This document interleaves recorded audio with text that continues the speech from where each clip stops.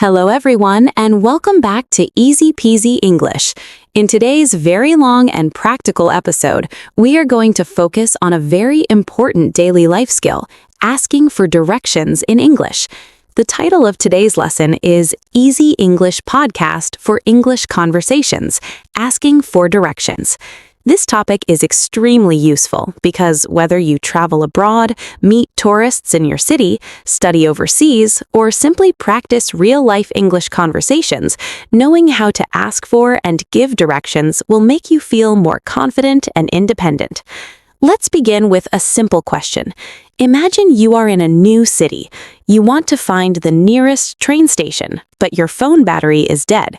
You feel a little nervous. What would you say? Many learners panic and forget simple sentences.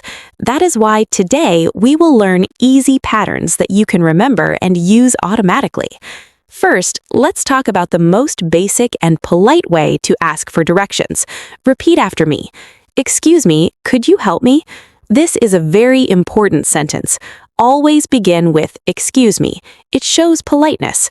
Then you can say, could you tell me how to get to the train station? This is a complete and natural sentence. Notice the structure. Could you tell me how to get to? This pattern works for almost any place. For example, could you tell me how to get to the nearest bank? Could you tell me how to get to the city museum? Practice this structure again and again. Now here is a speaking strategy. Instead of memorizing long, complicated sentences, focus on chunks. A chunk is a group of words that native speakers use together. For example, how do I get to? Is it far from here? Is it within walking distance? Can I walk there? Should I take a bus? These chunks will help you speak faster because you don't translate word by word. Let's practice a short conversation. You, excuse me, could you tell me how to get to the bus station? Stranger, sure. Go straight for 2 blocks, then turn left at the traffic light. You, thank you. Is it far from here? Stranger, no, it's only about 5 minutes on foot. You, great, thank you so much. Notice the simple vocabulary. Go straight, turn left, traffic light, on foot. These are common direction words. Let's break them down. Go straight means continue forward without turning. Turn left and turn right are very common. At the corner means the place where 2 streets meet. Across from means on the opposite side. Next to means beside. Between means in the middle of 2 places. Now I want you to imagine a real-life example. You are in a shopping mall and you are looking for the restroom. You can say, excuse me, where is the restroom? This is short and natural. The staff might say, it's on the 2nd floor next to the food court. Listen carefully to prepositions like on, next to, behind, in front of, and near. Prepositions are very important when talking about directions. Here is a tip for understanding directions better. When someone explains the way, visualize the path in your mind. Create a small mental map. For example, if someone says, go straight past the supermarket and turn right after the bank, imagine yourself walking and passing those places. Visualization improves listening comprehension. Now let's practice giving directions. This is equally important. Imagine a tourist asks you, how do I get to the nearest ATM? You can answer, go straight down this street. When you see a pharmacy, turn left. The ATM will be on your right next to a convenience store. When giving directions, speak slowly and clearly. Use short sentences. Pause between instructions. Here is another important tip. Always check understanding. After giving directions, you can say, did you get that? Or is that clear? Or do you need me to repeat that? This makes the conversation smoother and more helpful. Let's practice a longer role-play example to build your fluency. Tourist, excuse me, I'm looking for the city library.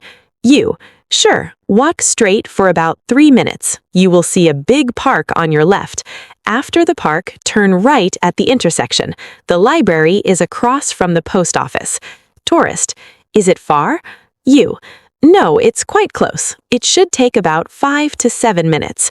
Now let's analyze useful expressions. I'm looking for, you will see, it should take about, it's quite close. These phrases are very common in daily conversations.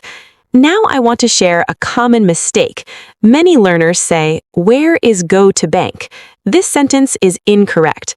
Remember, always use proper structure. How do I get to the bank? Or where is the bank? Keep it simple and grammatically correct.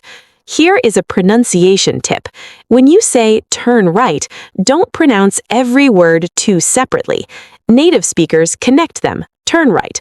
Smooth connections make your English sound more natural.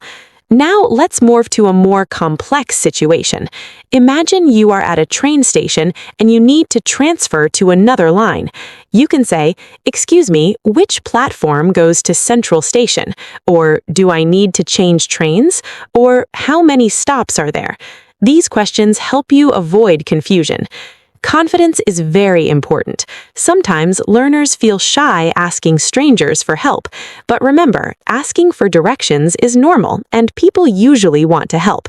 Speaking English in real life is not about being perfect, it is about communicating clearly. Here is a practice activity for you. Pause this episode and describe how to get from your house to the nearest supermarket. Use sequencing words like first, then, after that, and finally. For example, first I walk out of my house and turn right. Then I go straight until I reach the main road. After that, I cross the street. Finally, the supermarket is on my left. This exercise trains your brain to think step by step in English. Now let's add polite variations. Instead of saying, "Where is the station?" you can say, "Could you please tell me where the station is?" This sounds softer and more respectful. Politeness is very important in English-speaking cultures. Let's practice another full conversation. You, "Excuse me, is there a hospital near here?" Local person, "Yes, there is. Go straight for about 500 meters, then turn right at the roundabout. The hospital will be on your left." You, "Thank you very much." Local person, "You're welcome. Have a nice day." You too. Short, clear, polite. That is the key. Now for motivation. Imagine traveling confidently, asking locals for directions without fear. Imagine helping a tourist in your own city using clear English.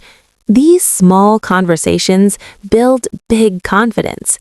Every simple interaction is practice. Every question you ask makes you stronger.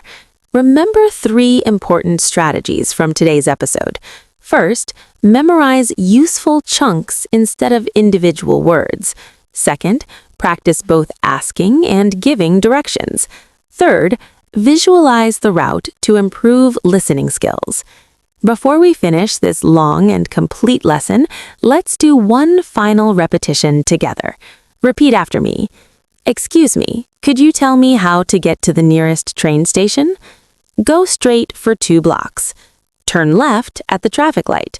It's on your right, next to the bank. Is it within walking distance? Thank you for your help. Excellent job. Thank you for spending your time practicing with Easy Peasy English. Keep practicing daily conversations. Speak out loud. Make mistakes. Learn from them. The more you practice simple real-life topics like asking for directions, the more natural and confident your English will become. See you in the next episode. Keep it simple, keep it practical, and keep speaking English every single day.